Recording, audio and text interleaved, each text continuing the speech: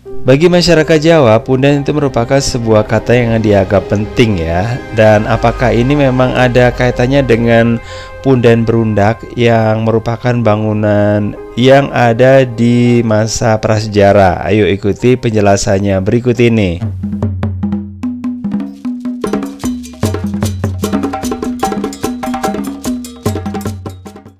Bagi masyarakat Jawa, pundan itu merupakan sebuah kata yang dikait-kaitkan ya dengan asal-usul atau leluhur ya bagi suatu masyarakat atau mungkin keluarga. Nah, apakah memang pundan itu merupakan sebuah kata yang berkaitan dengan leluhur atau mungkin yang berkaitan dengan asal-usul gitu ya. Nah, kita lihat dulu ya asal kata dari pundan itu sendiri. Kata pundan atau pundian berasal dari bahasa Jawa. Kata pepundan yang berarti objek-objek pemujaan mirip pengertiannya ya dengan konsep kabuyutan pada masyarakat Sunda. Dalam Pundan Berundak, konsep dasar yang dipegang adalah para leluhur atau pihak yang dipuja berada pada tempat-tempat tinggi dan biasanya ada di puncak gunung.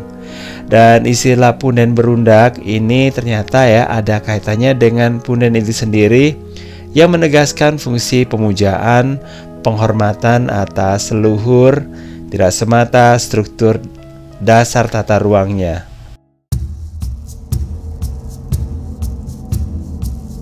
Pundan berundak atau teras berundak adalah struktur tata ruang bangunan yang berupa teras atau trap berganda yang mengarah pada satu titik dengan tiap teras semakin tinggi posisinya. Struktur ini kerap ditemukan pada situs keperbakalaan di Nusantara sehingga dianggap sebagai salah satu ciri kebudayaan asli Nusantara. Nah guys, struktur dasar pundan berundak ini ditemukan pada situs-situs purbakala dari periode kebudayaan megalit Neolitikum pra-Hindu-Buddha masyarakat Austronesia. Meski ternyata juga dipakai pada bangunan-bangunan dari periode selanjutnya, bahkan sampai periode Islam masuk ke Nusantara. Persebarannya ini ternyata tercatat di kawasan Nusantara sampai Polinesia di Pasifik ya. Nah, meskipun di kawasan Polinesia tidak selalu berupa undakan dalam struktur yang dikenal sebagai marae oleh orang Maori. Nah, maksudnya agama-agama dari luar ini sempat juga melunturkan praktek pembuatan pundan berundak ya di beberapa tempat di Nusantara. Tetapi terdapat petunjuk adanya adopsi unsur asli ini pada bangunan-bangunan dari periode sejarah berikutnya seperti yang bisa dilihat di Candi Borobudur, Candi Ceto, dan kompleks pemakaman Raja-Raja Mataram Islam di Imogiri. Ciri-ciri pundan berundak menurut Bagio Prasetyo dalam Jurnal Persebaran dan Bentuk-bentuk Megalit Indonesia, sebuah pendekatan kawasan yang ditulis tahun 2013, pundan berundak bercirikan adanya satu atau lebih undakan tanah ya, dan tiap undakan tanah itu diperkuat ya dengan bongkahan atau balok batu yang fungsinya sebagai pembatas atau dinding.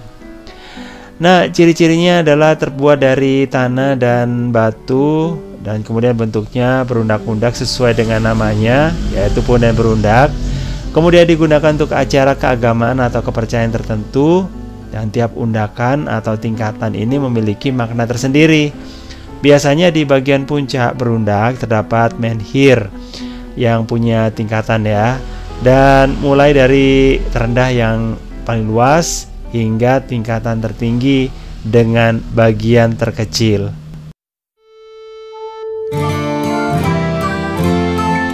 Meski dikenal sebagai peninggalan zaman megalitikum atau zaman batu besar, struktur pundan berundak ini sebenarnya mulai berkembang sejak masa bercocok tanam atau di masa Neolitikum ya.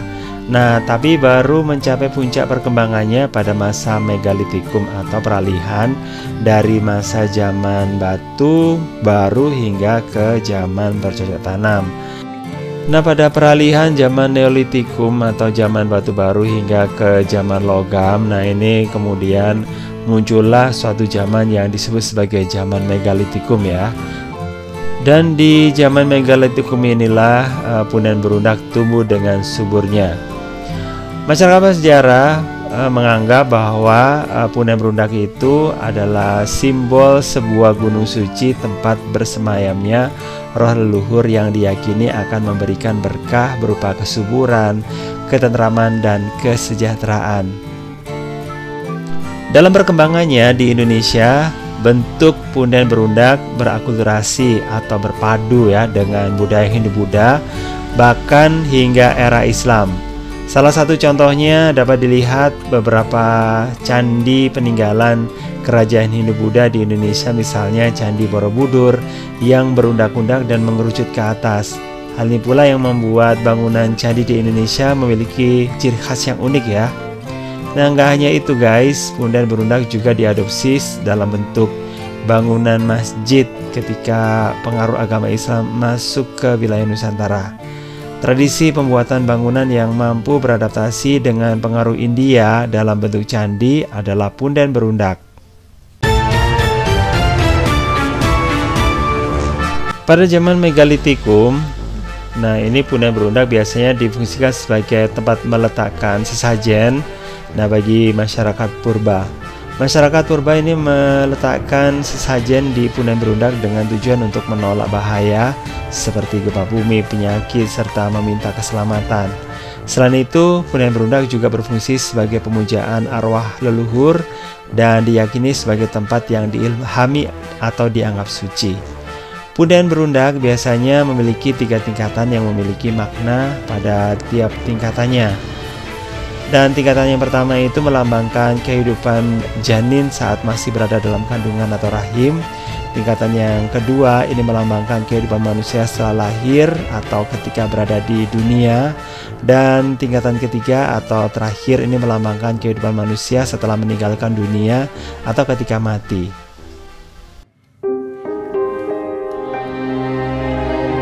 Guys, Punden Berundak di Indonesia sendiri itu tersebar ya di berbagai wilayah, mulai dari ujung barat Indonesia hingga ujung timur ya. Dan salah satu yang ada di Jawa Barat ditemukan adalah Gunung Padang ya. Nah, itu yang terkenal, yang dikatakan sebagai poros dari kebudayaan yang ada di dunia karena dianggap berusia sangat tua. Nah, selain itu banyak tempat-tempat yang tersebar di seluruh Indonesia, khususnya di Jawa ya, yang juga ditemukan bangunan Punden ini, karena Punden Berundak itu merupakan bisa dikatakan satu-satunya ya bangunan untuk beribadah pada masyarakat masa prasejarah. Selain itu merupakan sarana-sarana yang digunakan sebagai penunjang. Dan itu tadi bahasan untuk kali ini tentang Punden Berundak yang merupakan salah satu tempat beribadah ya di masa prasejarah yang sampai sekarang juga ada juga yang masih menggunakannya. Dan terima kasih udah gabungan. Jangan lupa untuk like, subscribe, komen, dan share untuk mendukung channel ini. Dan jangan lupa ya untuk menyimak bahasan-bahasan yang lainnya di channel ini. Dan akhirnya saya pamit undur dulu dan terima kasih udah gabungan di channel ini. Bye bye.